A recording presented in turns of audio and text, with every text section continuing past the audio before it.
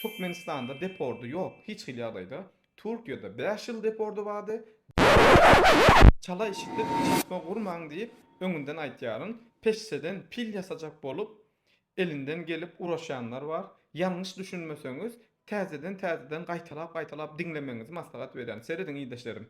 Bugün Türkmenistan'da depordu yok. Hiç hilyadaydı. Türkiye'de 5 yıl depordu vardı. 5 yıl depordunyň dava esasında ayırıp ına görüşümüz ýaly raboçy wiza bilen gelmäne, raboçy wizasyny ynamy şekilde almana kömekçi bolduk. İlki bilen raboçy wizasyna özü başvuru yapýa, 9-njy F maddadan dolayı red gelýär. Biz kanun esasında Türkiýedäki deporduny bozup Türkmenistana deporduny goşulyp bilýän däldir. Türkiýedäki deporduny bozup ynamly şekilde raboçy wizasy almana kömekçi boldy. Sebäbi ilki özü başvuru etdi. 9-njy F maddadan dolayı red gelenligi sebäpli de wizasy olumlu bolmady.